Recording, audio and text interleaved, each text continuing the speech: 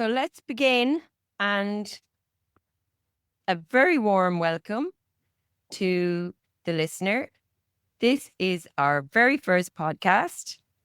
And whether you're an experienced nose who's passionate about perfumery materials or you're just starting out in perfumery, we hope that we can inspire you to start creating. So first off, I want to introduce the Natural Perfume Academy co-founder and my podcast co-host, Justine Crane. She Hello. is... Hi, Justine. You're so welcome. Justine is an educator with 25 years plus perfumer experience. And Justine is also an author of several books, is in the process of writing another book as well, which we'll be able to talk about more. I am Ruth Ruane, and I am the Natural Perfume Academy administrator and your podcast host. I am based in Galway, Ireland, Galway is on the west coast of Ireland. So to start off, it is Earth Day today, and we chose Earth Day because we wanted to have a special day to remember. Really, our podcast starts today, and Natural Perfumery and Earth, they're interconnected, and we wanted to honor that connection. So if you've stayed till the very end of this podcast, actually, we are going to give you some information about a Natural Perfume Academy Earth Day plans and where you can go to get them. So Justine, welcome. How are you doing? Well, I'm doing well. How are you doing? Yeah, I'm doing pretty well. So we're both new to this whole podcast experience, and I think we're both very brave here, actually. Yes, I agree. This is scary. It is scary, really, isn't it? Just getting comfortable with sitting in front of a microphone and talking and knowing that you're being recorded. So first of all, I just wanted to talk about, I think I've noticed that any interviews I've ever done in relation to natural perfumery, one of the first questions that I get asked is, where did it all start? What's your earliest perfume memory? I actually don't know your one, Justine. So do you want to tell me the story of your earliest perfume memory? Tell the listener, rather, and myself, because I don't actually know. I suppose I've always been the kid who played in the garden, always in the dirt with the plants. And I think the very first memory I have of realizing plants have a smell. Every plant has a different smell. And my mother had these two giant geraniums growing by our front door on either side of our front door. And I remember playing hide and seek, and I hid behind one of those geraniums, and I was just completely enveloped by that scent. And I do remember that at least one time playing hide and seek, I wouldn't come out because I just wanted to sit there and smell that and the soil, the damp soil. Yeah, I think that was the first. Geraniums have such a beautiful smell. I love it so much. Some people don't like it, but I really love it. What age did you say you were, or did you? I was probably 6. Yeah. Yeah, 6, 5, 6. We just moved into the house. Wow, yeah. And do you still love geranium? I do. I'm growing geranium now. I have 2 rose geranium and then just that, I guess I want to call it an ordinary geranium, is the ornamental. Yeah, the ordinary ones. Yeah, I think I like those ones the best. I just think for some reason they're just so musky. They always remind me of a man's beard, always reminds me of the smell of ordinary geraniums. Yes, they do. They have a very deep, beautiful, not quite floral, but yes, a beautiful scent. And it's a real connected memory for me. So happy times. Yeah, of course. Yeah. Yeah.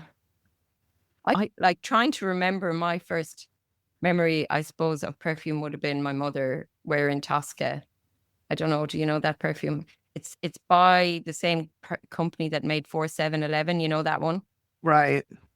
But it Yeah. isn't 4711. And I remember people used to buy her it because it was a very similar label. And she would say, that isn't the one that I like. So Tosca was by the same company, but it wasn't the same.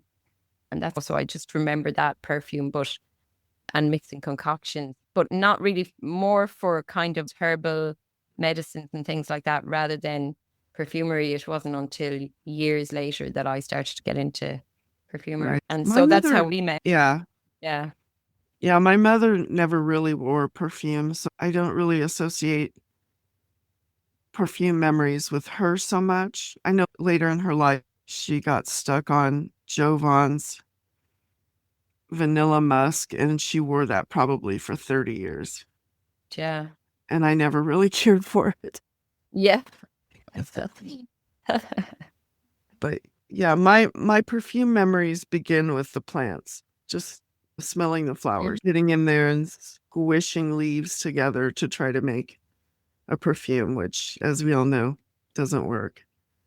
But No, yeah, it doesn't. But yeah. And then, of course, your favorite flower. My favorite flower is primrose, which has a very nice, delicate, rosy smell, actually. I don't know that I've ever smelled primrose. Really? Did I, it grow wild in California? No? we have microclimates, and most of my experience with plants has been more of a Mediterranean and then dry desert. Oh, So that's so interesting. I just certain imagined things you'd have don't primrose. grow. Yeah. Yeah. They come out at the same time as hyacinths, and you wouldn't have Very bluebells early. then, would you? Wild No, bluebell. I no. doubt it. So yeah, that's how we met. So you were already versed in perfumery and I was just starting out when we met. Would be like 17, 18 years ago now. Oh gosh, it's been a So it's while. been a long journey. Things have changed a lot since Mhm. then. They certainly have. Yeah. So what's your favorite story from when we first started, or do you have one?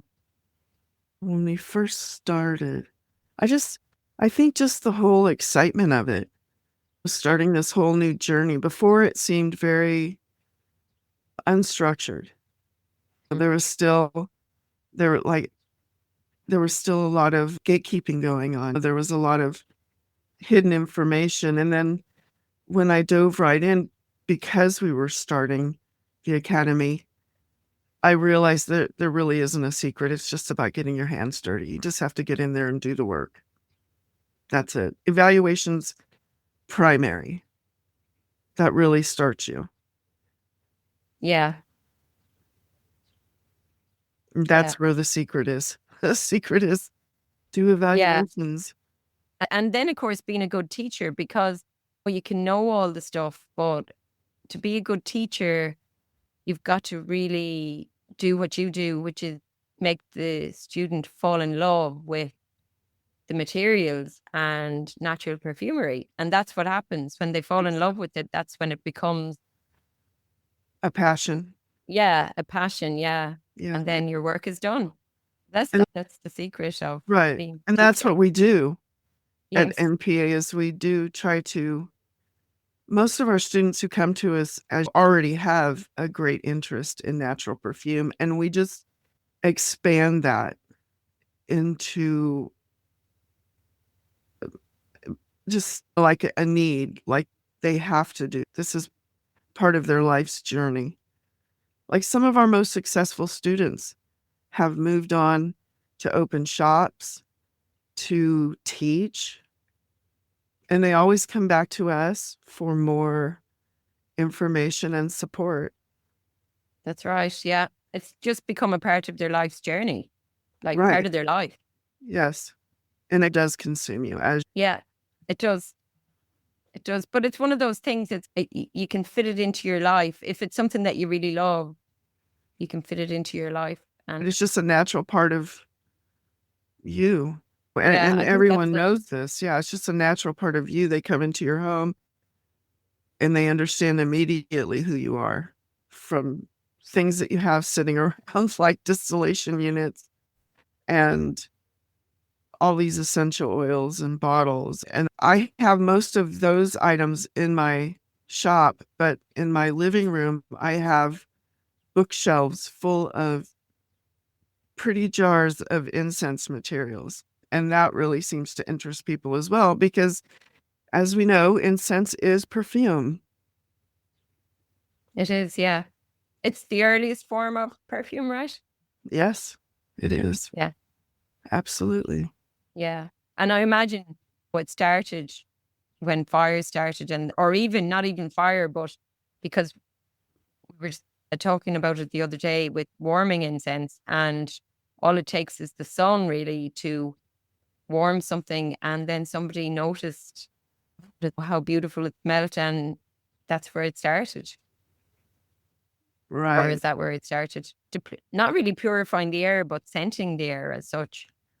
I think initially it probably started with cooking fires and they're throwing these pieces of wood in there, and Yeah. it could be a piece of sandalwood or a piece of agar wood or cedar, any aromatic wood, and then they realize, oh, this, but that's very basic. And then Yeah. And it's the later, curiosity then for that, isn't it? exactly. And then they think these are things, or they maybe perhaps thought that these things were tied to spirits, the gods, and that's why they eventually evolved into being used to contact spirits, send prayers to spirit. And revered as well. How they were. Exactly. Right. And recently you brought up the idea of seed to bottle. I just Okay. stopped me in my tracks because you hear about slow food all the time, and people do talk about slow perfumery, but from seed to bottle is it's taking it, scaling it right back, isn't it? So that's one of the things that in the show as we go on, it's one of the things we're going to be talking about a lot. So I just wanted to put out there kind of other topics that we are going to be talking about, but it's an endless, I think the topics are going to be endless. So the listener, we're hoping the listener is going to write in or comment and ask us about certain topics or for certain tips. And that's the kind of feedback that we want, isn't it? To ask us Exactly. questions. Right. Yeah, Yes. absolutely. So, and then if they're not asking us questions, we're going to plow ahead, and we're going to be once every 2 weeks, we'll have a show, and sometimes there'll be guests, and sometimes it will just be myself and Justine. And hopefully we're going to be inspiring all these creators to get curious and find out more about natural perfumery. About the seed to bottle. Oh, yeah, that's it. That's, Yeah. yeah, that goes back to the original way that people would make perfumes or even medicine, was they had to grow their own. There was some harvesting, obviously, but like fields of lavender, you have to grow that. You have to start it somewhere before it ends up in a bottle. And this is all small scale. For me, I'm very small scale. I have a very small space to work in, but I've managed to squeeze in a yuzu tree and those geraniums and hyacinth in February and tuberose in August. And everything is shifting around. Let's see what's ready to go now. Oh, I have a Cecile Brunner rose bush, which is actually more like a tree right now. It's growing up to the second floor balcony of our home in the back, and it's blooming now. And it's just insane. And that Cecile Brunner turned out or came from a friend who took the cutting from her grandmother's plant that had been planted. I'd say that tree has been cut from a bush that was 120 years old Wow, that's at crazy. this point. Yeah. And it's just enormous right now. I used to have a lot more that I grew, but my son took over the gardening and decided that he wanted tomatoes instead of tuberose. Things were cut out. And anyway, I'm putting it all back in. Yeah. And you grow these things, you go through the process of growing them, tending them, harvesting them, and then extracting their scent. And I think you have to do that as a natural perfumer, especially in order to understand the material better. All the materials, yeah. I distinctly, and we're going to go back to incense here. I distinctly remember when I first started seriously working with incense, and I had a few pieces of orris root that was gifted to me, and it was few antique pieces of orris root. And I remember I didn't have a commercial grinder at that point, and so I was trying to crush it in a mortar, and as crushing orris is next to impossible. So it took a long. I've never been able to do it. Yeah, it takes hours, really. And I just remember sitting there just zoning out, and suddenly I smelled violets because I forgot what I was doing. Yeah. Yeah, and it just clicked in my head at that moment what natural perfumery was about. It was like a revelation, something that came from outside of me. It was the craziest thing. Wow. And for orris root, especially to bring it, I was letting my son Anthony smell that the other day, and he was going, smells familiar. And I had to explain to him all about the ironies, isn't it? And what they do to the nose. And it's like almost like a ghost scent, trying to remember a dream that you had. So Yes. for that to be the one that to do that, it's just, wow. That's amazing. Yeah, it was an amazing experience. I wish that would happen with all of the materials, but it doesn't. Yeah. But probably if you had the time, I think, to, lock yourself away in a kind of a cabin and Oh, yeah. That's the dream. Yeah, but you'd become a hermit, and That's if you're surrounded by those materials, that's perfectly fine. I wouldn't mind doing that myself, actually. So then teaching perfumery, of course, this is a huge part of your expertise, Justine, but I don't teach. I deal with students on a daily basis. And today then I was just thinking about the blocks that we come up against again and again, especially in terms of online teaching, because that's one of the things when this first started, people said to me, how are you going to teach perfumery online? Isn't that more hands-on or whatever? I just wanted to ask, I mean, I've my experience, but what about yours? What would be the kind of thing that you'd see coming up again and again for students, like in terms of, I suppose, blocks or stumbling blocks? I suppose it's just about not having an immediate answer. Like when they ask a question, they have to wait a little while for me to get the question and then answering the question. So there's that, not understanding concepts and ideas. We do have a lot of international students, so there can be some language barriers. And that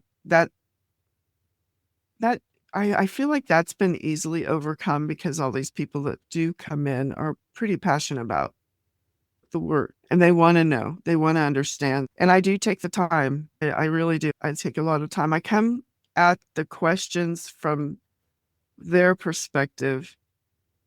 I know the answer. So how do I explain it to them in a way that is the easiest for them to understand? And also, I think at the beginning, there were some issues with a little bit of lack of information. Some of the students would ask questions about something that I didn't have understanding of at the time. And there wasn't a lot of that. That's just one of the beginning of the whole thing where there because of the gatekeeping, obviously, there were some gaps in information. But I think a lot of it too is some students are afraid I think this is the biggest issue actually, are afraid to experiment. Like they're afraid to mess something up. And I tell them, you're not going to mess anything up. It may not be very good, but you did. So you experimented and you tried to put something together and it didn't quite turn out. But now you know how to fix this. Because there's too much patchouli or not enough bergamot or whatever to come through the way that you wanted it to. Experimenting, you have to experiment. You can't be afraid to experiment. That's really it. Yeah, that's it. You give them the space to do that, I think, as well, because you have empathy towards the students, so they feel more comfortable actually doing that. You don't push away their questions or things like that. And I think, again, that's one of the things that like, no matter what you're doing, it's a lonely kind of a place. Nobody else can do the scent evaluations except for you. It is nice, obviously, working in a classroom environment with your friends or with your fellow students. But so that is one thing that people are missing out on. But I think what makes up for that then is the fact that it's so international, like you were saying, the people from all over the world. And so the connections that are made there, especially when it comes to natural ingredients, natural materials, even things like regulations are different in different countries, and just students learn so much from each other. So I think that more than makes up for it. Do you? Yeah, I agree. And I try really hard not to seem dismissive. I understand where they're coming from because I was there once. Yeah. And it really frustrated me that people really were trying, especially during the early years when this really started to grow, were really trying hard to gatekeep. They just really didn't want to share information. There was no, I don't know. They just didn't want to help people coming in. And the truth of it was, now I realize this, that quite a lot of them didn't know. They didn't know. I don't know what they were doing, but they didn't know either, but they didn't want to seem less experienced and then there were a few that were really quite dismissive. And I guess I resented that a lot. So when we jumped into creating the Natural Perfume Academy, I made a decision right at the very beginning that I wasn't going to do that to our students. I was going to answer their questions. That's why they're there, right? Yeah. They were there for that. So Yeah. I And it's was the going to, ones that are asking the questions and getting really stuck in. They're the ones that are doing the work. And when they're asking questions, they're doing the work. exactly. And I know some of them probably got frustrated with me because my go-to answer was, we'll try it, do it, see what Yes. happens, and then we'll talk about it. Yeah. Yeah, exactly. It's that curiosity again. And what about, I'm sure you have loads of these stories, Justine, but one time that you felt really inspired by a student, what would be? Now, look, I know that you probably got so many that it's hard to pick one. So for the purpose of the pilot episode, we just couldn't pick one.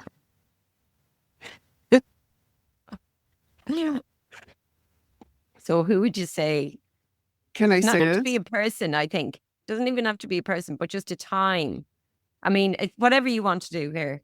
You can. Okay, I'm going to say names and I hope they don't get Yeah, no, upset do. with Yeah, me. I think that's But good. I just have a few that are two actually that are real standouts.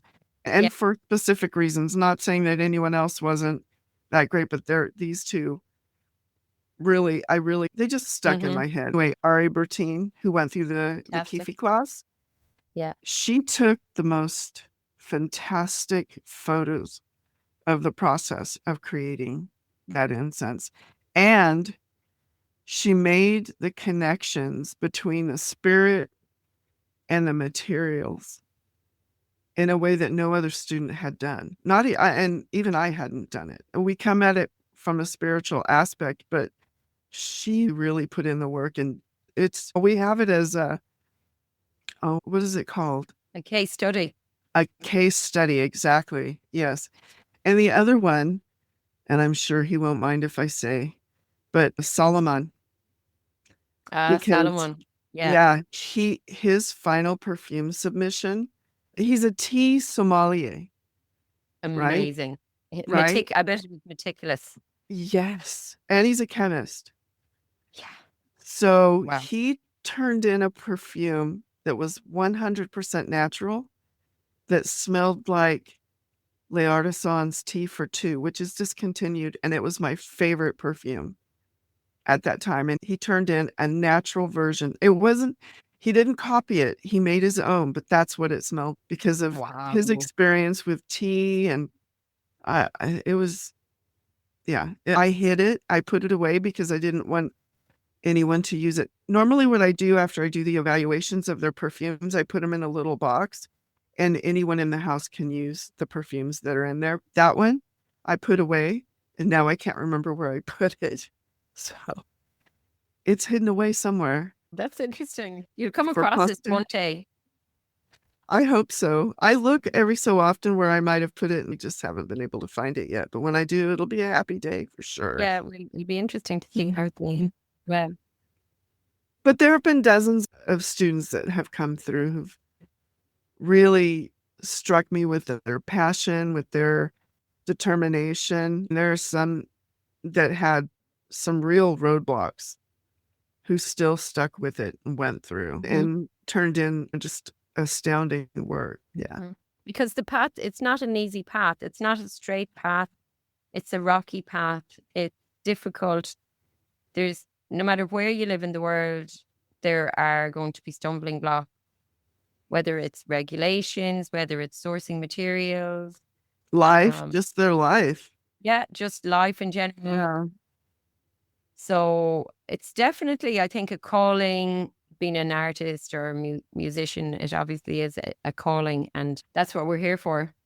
Thanks for that. That is fabulous. I love hearing about it. Solomon. I remember you mentioned Solomon back then, but it's just lovely to actually hear the story.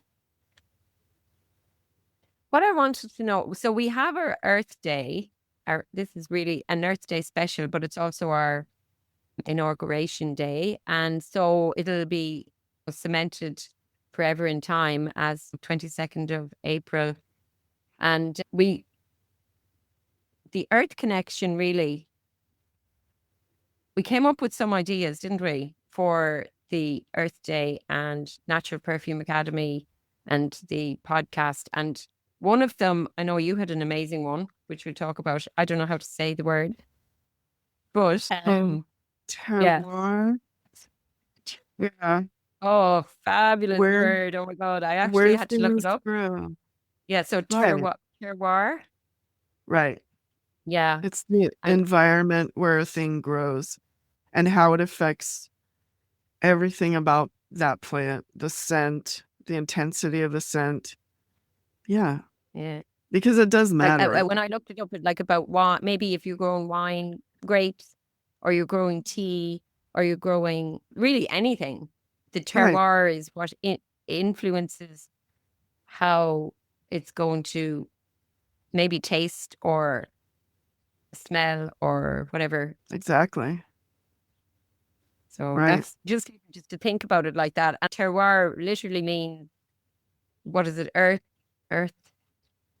Yeah, it's earth. It's like earth. No, The earth ground. knows. Yeah, the ground that it was, Yeah, the place that it grows, yeah. The the place that it grows. environment that it grows. Yeah, the environment. Yeah, yeah. Right. Just everything about that. So also, you mentioned that, and until you mentioned this, I didn't actually even ever really think about it, but that every place has its own smell. When you go to the country in Italy, it have a different smell to go into the country in Ireland too. And it's not just the country, is it? It's just the earth itself. Right. No, I make it a point when I travel, when I get to a certain place, I will smell it, like consciously smell it. When I went to Brazil in 2018, the air was so different than where I'd come from. It smelled different. And you make those connections. So you make those memory connections where when you smell it again or you think about it, it brings all these memories. Yeah. The smell, there's a certain smell in the mountains near where I live, and I semi grew up there.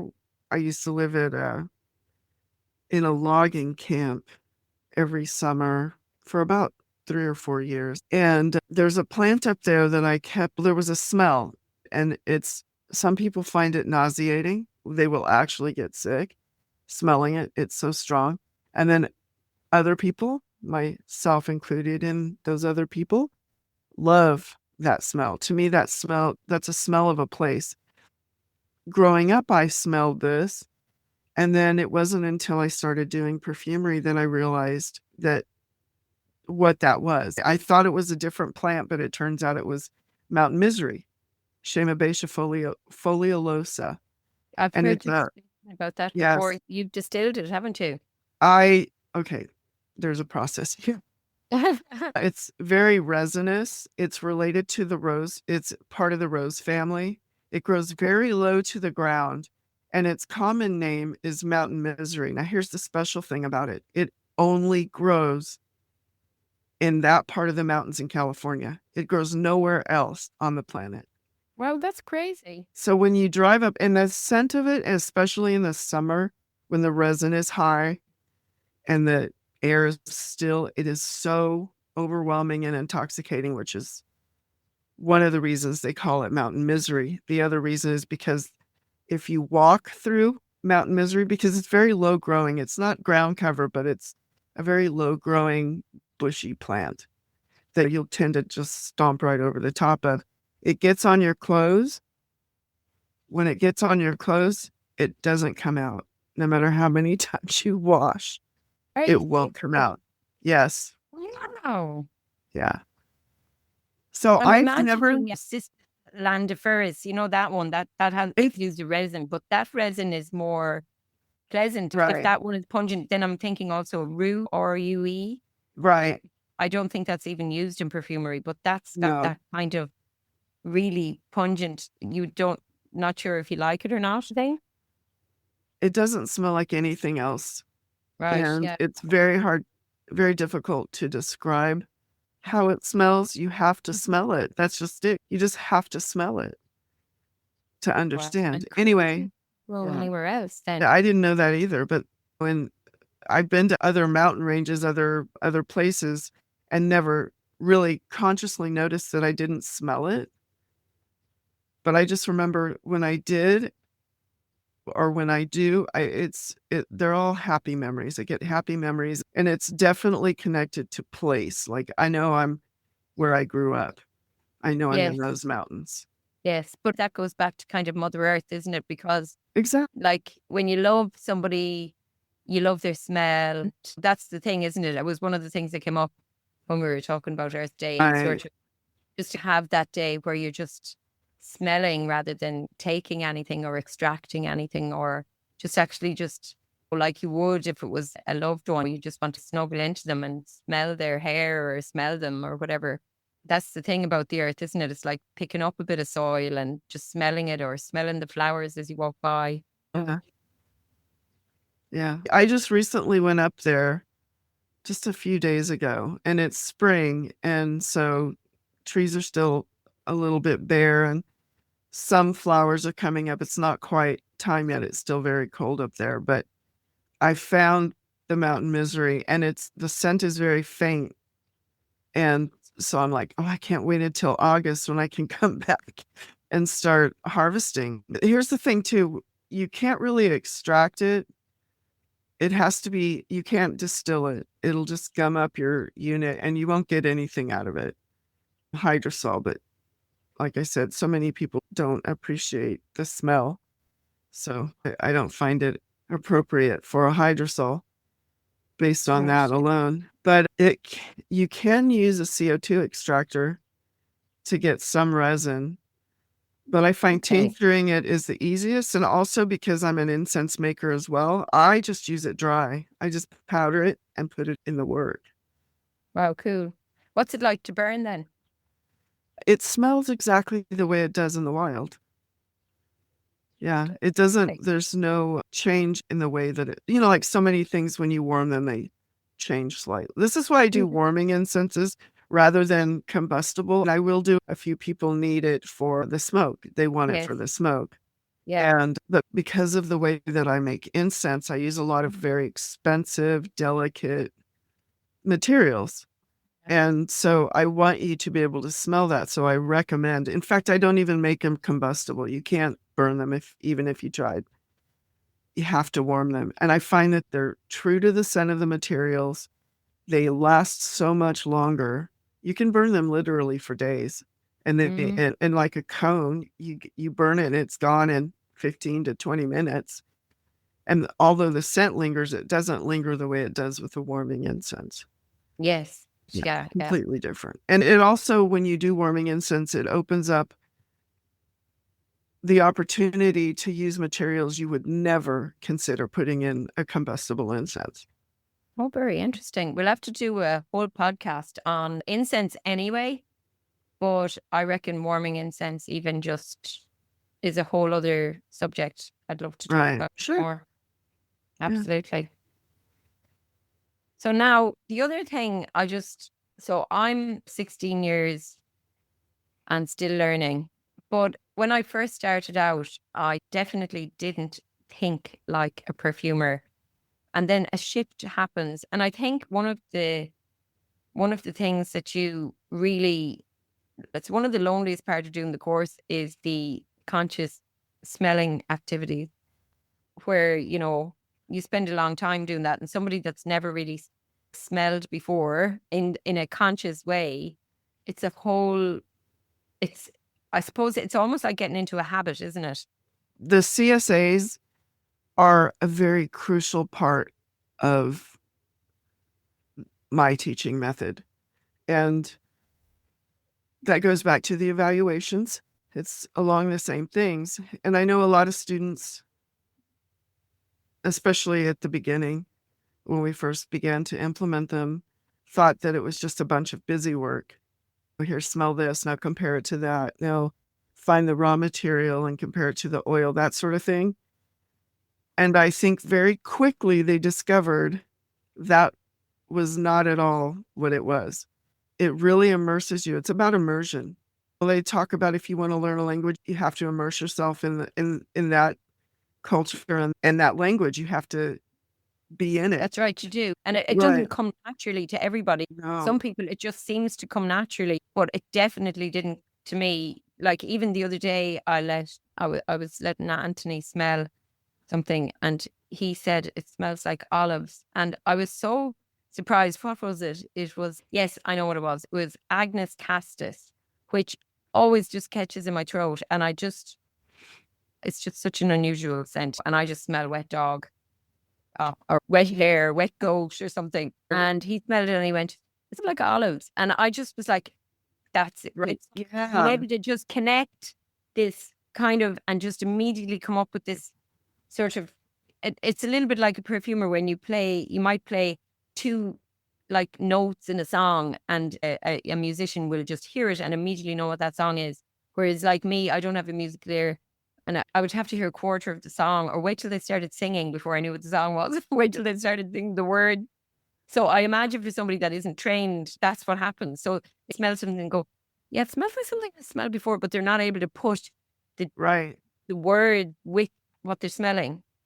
Exactly. So that's that training, isn't it, that you do? It's like the Practice. training of the connection, making those connections over and over so that when you're working, you're able to just make that connection when you think, what does that need? What notes does that need? Or what do I want to make it look like? Or what do I want to make it smell rather? And that you're able to actually make those connections then and know exactly what something needs. Is that really what happens? Yes, but also there's not a real clear language for describing scent. And and understanding what you're smelling, like you said, it smelled different to you. And he said it smelled like olives. Now, and a light went on, correct? Like you went, oh, yeah, Yeah.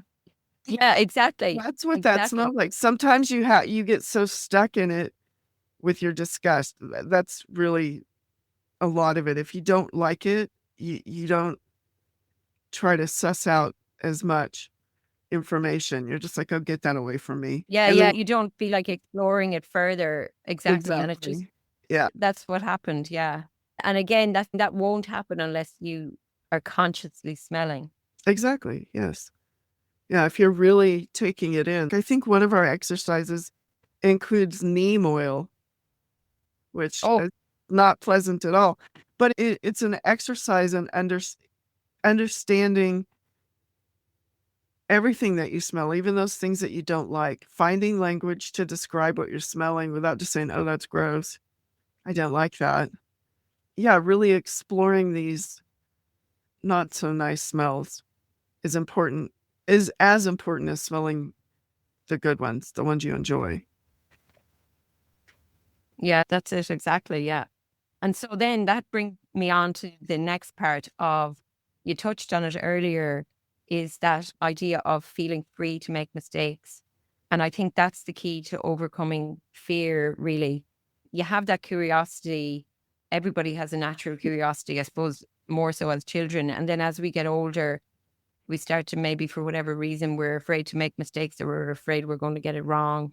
But if you don't make mistakes, you're not going to be able to make perfume. Some people have a fluke where they will make something that smells really, exactly like what they wanted or something. But that is what it is. It's a fluke, isn't it? You can't expect somebody just to learn perfumery and not make mistakes. Oh, yeah. I think even those of us who are experienced in what we know will work and won't work, we still make mistakes. But to avoid making horrendous mistakes like creating an entire perfume in a large batch and realizing later this doesn't really work Yeah, an is expensive mistake. right, is all that experimentation. Yeah, there's no getting around it. You have to experiment. You have to play around with things and make a lot of notes. You have to write everything down. You don't want to make the same mistakes over and over again because you haven't been recording older That's prior very true. mistakes. Yeah, I never even thought of that actually. And Yeah, then, of course, like your method as well is having things diluted and in a way that allows people to feel free to make mistakes. Like if you have a very expensive material, but you have it diluted down, you can experiment a little bit more and see what works and what doesn't without right. feeling like that you're really just throwing money away. And we're not talking about making an ounce of some experimental formula. We're talking about milligrams or milliliters, tiny amounts, a drop, 2 or 3 drops of one material that's diluted. And you can figure out what's going to work and what isn't going to work. Yeah. And that's another thing that the Natural Perfume Academy gives us, is it gives us that network. You can ask your kids what something smells like, or you ask your friend. I have a friend who never smells anything natural. And I do think that their olfactory system is probably busted by now, but they'll smell something that I made and they'll just think, oh, everything smells like petulia. And you're Right. going, well, petulia isn't really a thing. But anyway, but it's I just that yeah, I don't know. I honestly don't think it's helpful to have other people chime in on your work like Yeah. that. I Yeah, think especially when they don't know what they're talking about. But if, let's right, say, you have another student who's able to give or a mentor who's able to give some actual feedback, we have that. Or like we could, right, yeah, somebody could send a little vial to somebody across the other side of the world and they could smell it and give them some feedback. And that's what you do, isn't it, with the end right. evaluations anyway? That's the big They're finale. final. Yeah, they're final before they finish. Yeah, yeah. Like I said, I don't think having just your neighbor or your children or someone who doesn't really have that experience with those materials to tell you, oh, I don't like this, or it smells like you said patchouli, or it smells like something, or no, I think, first of all, if you're just starting out, yeah, you could probably ask around and have people try to help you that way. But once you're in it as deeply as we are at this point, you don't need someone else to tell you that. You know whether it's good or it's not good. And that just comes from working with the materials every day. It takes a long time to get there, though, doesn't it? To Yeah, be able to, first of all, to be able to absolutely. make something that is good, but recognizing something that is good is also part of the learning process. That's exactly true. Pardon, sorry, what did you say, Justine? I said it does take a very long time. Oh, it does. And it doesn't just Yes. happen. You have to do the No. work. You have to put in the Right. work. Yeah. Yeah. Absolutely. Yeah. So we're just coming up to the end of the podcast there. And one of the things that struck me is that we did celebrate our Natural Perfume Academy celebrated its 16th birthday in 2024. And 16 years is a long time, but so much has changed. And like we've been through a pandemic. When we started out first, we had everybody was using Yahoo groups. I hated even saying the word Facebook. And then gradually everybody moved there. And yeah, a lot has changed. A lot has changed personally for me. So what about you, Justine? What was your life like before Natural Perfume Academy versus afterwards? Or is that just like too big a question? I don't really, I think my level of comfort has increased working with doing what I do. When we first started, I was very deeply into working constantly with naturals, with every aspect of it, and sourcing. I did a lot of sourcing then. And I don't do it so much anymore because I know where to get the good stuff. So that's part of it. And I'm just more comfortable in the work now. It seems more relaxed and more meditative than it ever has. And I don't use social media so much. I don't go on Facebook and hang out in groups. And, I just I don't do it anymore. I just find it too distracting and too, I don't know. It's just not where my head is right now. I just want to work with the materials and make beautiful things. And then it was more, back when we started, it seemed more chaotic and frenetic, and there was just so much going on, some very loud voices screaming over the top of everyone else. And I just don't get involved in that anymore. But yeah, it's more comfortable. It's a happier place.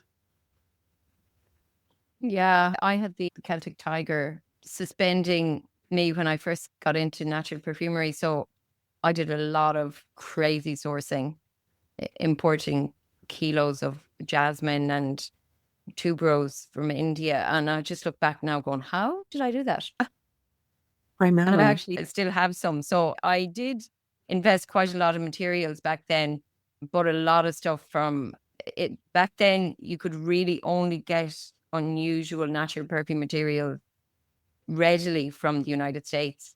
So I did purchase quite a lot, and I did make sure that the ones that I was purchasing were going to age well. So I still have a lot of those. I have most of my material still because I wouldn't be the prolific perfumer. I don't create a lot. I just create maybe when the humor takes me.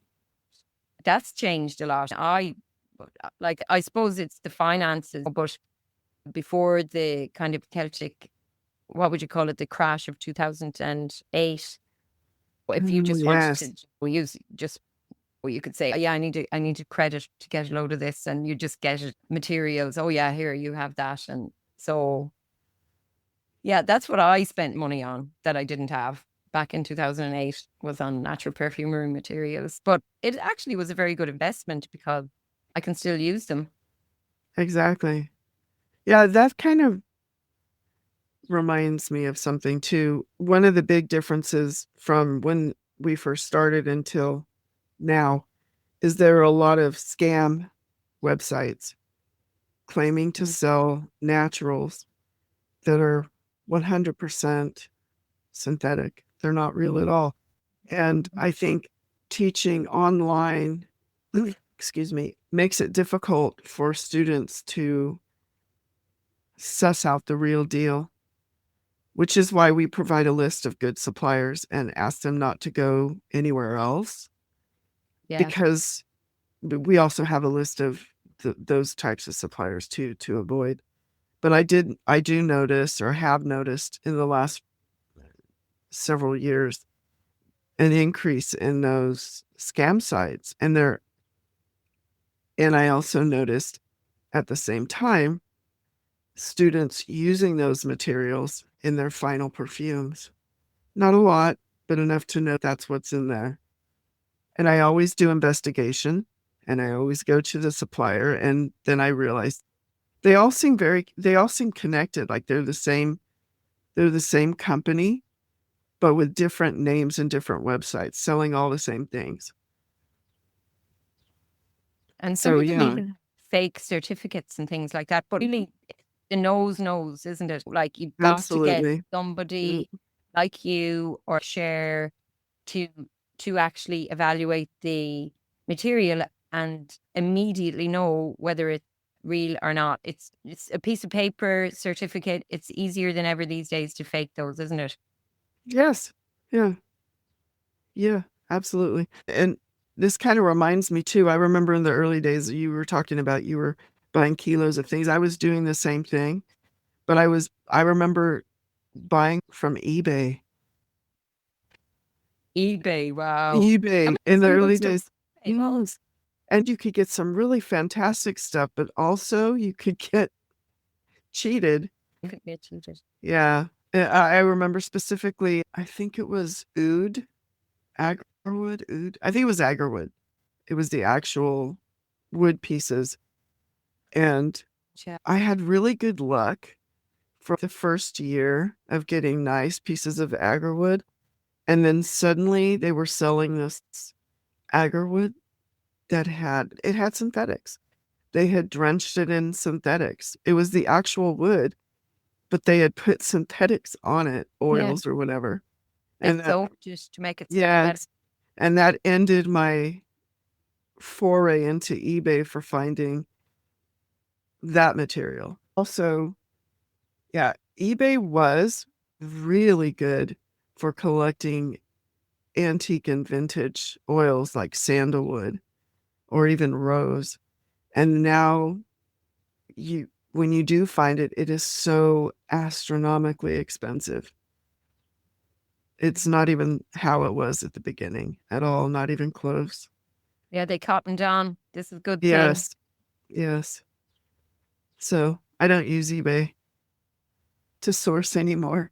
It's too risky, I think, at this point. It's too risky. I think you've got to know the supplier almost personally, I think, or know somebody that knows them personally. Excuse me. And I think that's one of the things, again, with the Natural Perfume Academy is, for example, you could have Anne Walsh in Brazil and she might know a supplier personally that provides a particular material and has sampled it herself.